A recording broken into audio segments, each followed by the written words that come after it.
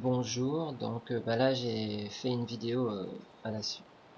par rapport aux autres où j'explique plus globalement l'approche. Donc j'ai fait un prédit et puis je vais essayer de vous expliquer un petit peu mon approche et de toute façon vous pourrez toujours mettre des remarques et des questions en commentaire auxquelles je répondrai sans problème. Donc on parle de pédagogie inversée, on parle de pédagogie inversée en cours de langue et plus particulièrement au lycée, puisque j'enseigne donc l'anglais dans un lycée du nord de la France. Donc pédagogie inversée, donc flip teaching en fait, et m'a permis d'essayer de répondre à trois questions qui étaient des questions qui étaient au centre de mes interrogations par rapport à mon métier. Donc remotiver les élèves et les motiver, c'est-à-dire comment l'anglais peut permettre une remotivation des élèves, une remotivation qui, dans une matière, en fait, aura des incidences sur la remotivation générale des élèves au sein de l'institution et qui pourrait les remettre un petit peu au travail et dans l'implication. La deuxième interrogation, c'était de gérer l'hétérogénéité des classes. Nous avons des classes dans lesquelles les élèves viennent d'univers différents et de parcours différents. On peut avoir au sein d'une même classe des élèves qui sont en A2, B1, pardon, B2, certains déjà un premier pas en C1 et d'autres encore un pas en A1. Donc, vous voyez, il y a quand même tout un panel de parcours à gérer. C'est assez difficile au sein d'une classe de pouvoir gérer la progression de chacun sans en fait proposer un cours qui serait médian et qui finalement mettrait en porte-à-faux ceux qui sont les plus avancés et ceux qui sont les plus en difficulté. Et évidemment, la troisième question est de rendre acteur, c'est-à-dire que l'élève doit s'impliquer dans son apprentissage, doit faire des choix, doit faire des propositions. Et moi, par rapport à ces propositions, on en discute et on trouve un parcours adapté en fonction de priorités qu'on dégage sur des compétences à travailler de manière plus suivie à certains moments, que ce soit de la compréhension orale, de la production orale, de l'interaction orale. Le principe de la classe inversée, c'est donc qu'on inverse la perspective, on transforme la perspective. C'est une méthode qui nous vient du continent américain et a commencé surtout sur des matières scientifiques et expérimentales, puisque en fait il s'agit de renverser la théorie et la pratique. Le principe est de donner à la maison des vidéos ou des documents théoriques sur des cours, afin qu'en classe, euh, on n'est qu'à répondre à des questions d'élèves par rapport à des éléments qu'ils n'ont pas compris dans les vidéos et mettre en pratique les théories qu'ils ont vues à la maison. En cours de langue, c'est un peu plus compliqué à mettre en place, alors du coup j'ai fait le choix de changer la perspective entre la compréhension et la production. C'est-à-dire que les travaux de compréhension, que ce soit des vidéos ou des textes, sont faits à la maison, avec des grilles qui sont fabriquées par les élèves pour des repérages, par rapport à toujours une anticipation par rapport au type de document afin de savoir ce qu'il y a à rechercher, puis faire des colonnes avec des grilles sur les éléments repérés, et à certains moments créer des liens, voire expliciter des sous-entendus afin, pour certains, de rentrer dans l'implicite et rendre compte de l'implicite. Et en classe, donc, on ne fait que de la production par équipe, c'est-à-dire que la classe est divisée par équipe, autour de scénarios et de projets qui sont concrets, avec des missions pour chaque équipe, qui est de répondre à une problématique qui apparaît par rapport au projet. On fait en début d'année un travail méthodologique avec les deux premières séquences dont j'ai déjà posté des vidéos, à savoir donc comment faire une grille d'écoute, comment rendre compte d'une source primaire, quelle est la démarche, comment anticiper, comment aller plus loin. Et donc à la maison, on a du coup du travail individualisé, c'est-à-dire que j'essaye de cibler des documents qui sont à la portée des élèves, des documents A2, B1, B2, autour du même thème et du même projet, afin que chacun puisse y trouver son compte et que surtout chacun cherche des éléments que lui seul aura afin de mettre en commun en classe les éléments afin de enrichir les questionnements sur la problématique et de faire un projet un peu plus intéressant et riche. Cependant, cette approche a quand même des limites et en particulier deux grandes. Une pour les élèves qui est justement l'accès à Internet qui n'est pas toujours possible et qui donc ne permet pas forcément de voir les vidéos ou d'aller sur les liens que j'ai choisis. Alors, à cela, il y a plusieurs solutions. De un, certes, les élèves n'ont pas toujours Internet, mais maintenant, ils ont de plus en plus de smartphones qui leur permet quand même d'avoir un accès à Internet. Et puis, il y a toujours la possibilité ou d'imprimer les textes que je veux qu'ils exploitent ou qu'ils viennent avec une clé USB et moi je convertis les vidéos grâce à un site et pour le mettre en format MP3 et dans ce cas-là ils peuvent toujours le consulter à la maison et le voir à la maison. Mais pour l'enseignant c'est aussi une approche qui a des limites et en particulier c'est une approche qui est fort chronophage dans la recherche de documents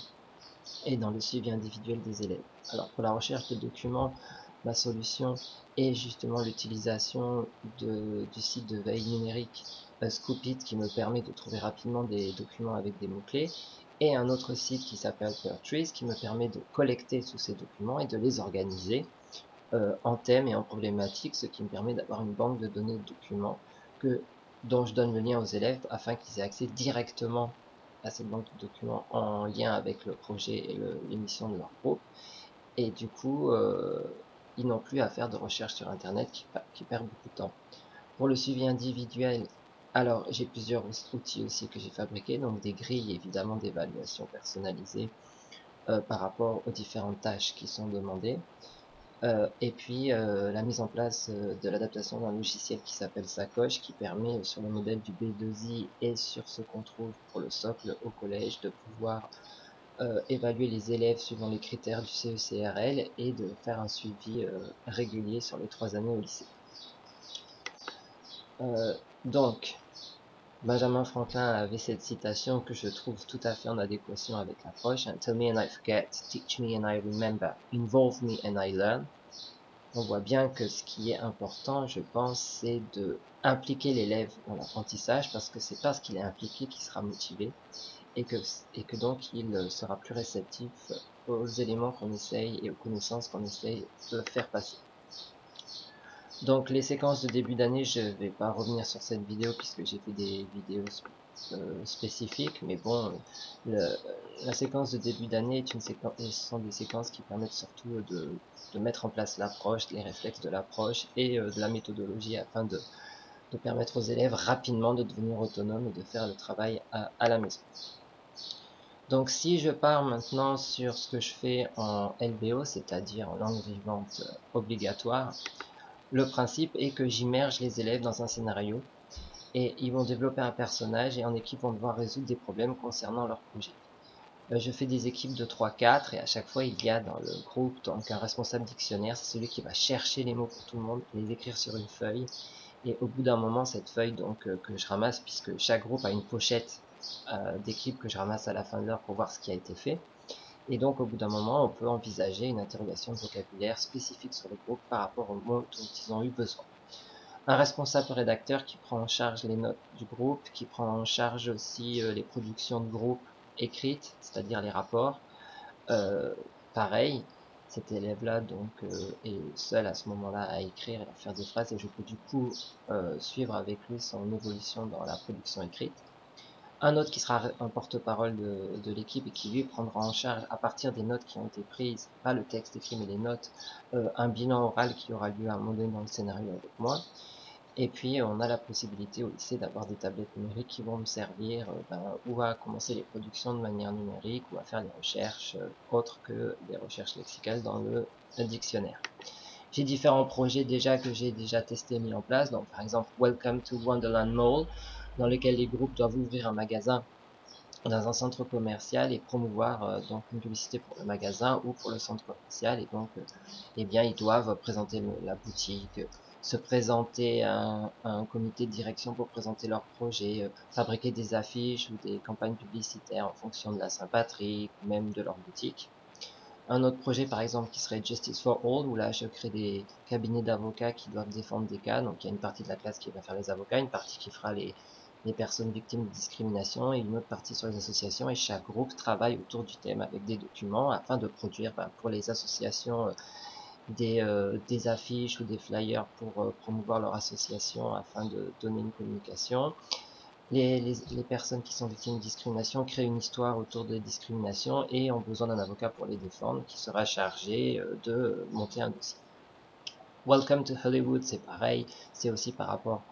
à partir des mythes anciens et voir comment on peut créer des films et des scénarios en adaptant ces mythes anciens afin de les présenter pour la cérémonie des Golden Globes. Ou ben Education, donc ça c'était ma séquence de début d'année sur laquelle j'ai déjà fait une vidéo.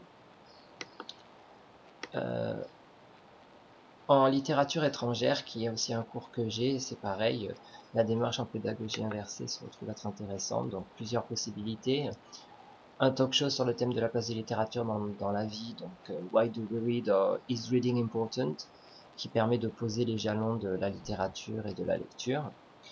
Is literature an illustration of a society or a reaction to it, qui me permet ce projet-là un petit peu de découper la classe en groupes suivant les thématiques du programme et de choisir les textes qui leur paraissent plus appropriés pour illustrer les thématiques. Et du coup, on pourrait donc ou créer un magazine ou autre chose, hein,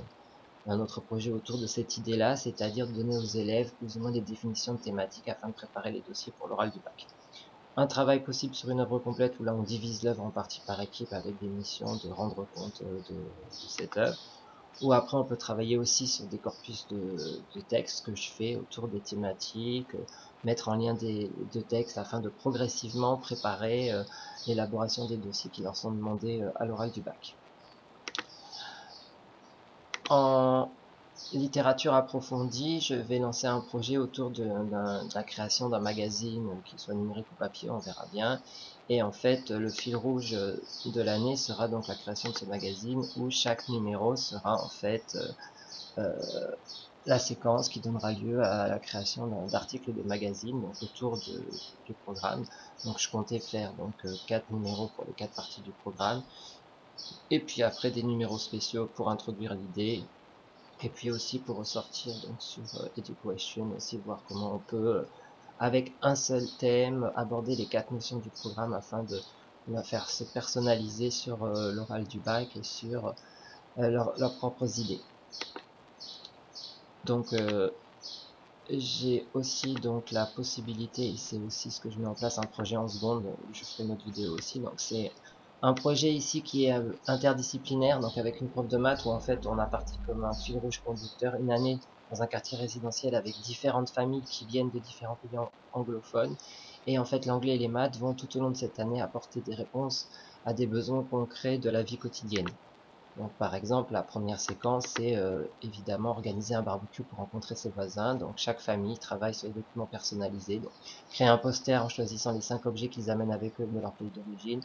Faire une vidéo pour présenter la famille et les différents personnages. Pour les parents, choisir la maison qui leur paraît la mieux et discuter du choix avec l'agent immobilier. Se présenter à leurs collègues de boulot et comme ça pouvoir commencer à donner des informations sur les voisins et puis organiser le grand barbecue avec différents éléments à repérer, à discuter, à faire des conversations comme dans un vrai barbecue, on va dire. Et comme tâche finale, différencier suivant si l'élève veut être en production écrite ou production orale, écrire dans un blog perso ou envoyer une lettre à la famille restée au pays. Et en fait, toute cette démarche de pédagogie inversée, en fait, m'est apparue aussi, et aussi parce que j'ai travaillé en littérature, en fait, est illustrée par un poème qui est The Road Not Taken de Robert Frost. Donc là, j'ai mis la vidéo si ça vous intéresse, qui je trouve explicite assez bien, en fait, le choix que l'on doit faire et choisir des approches un peu différentes pour progresser. Voilà, donc je poste la vidéo et puis ben je remets le lien du Prezi et puis ben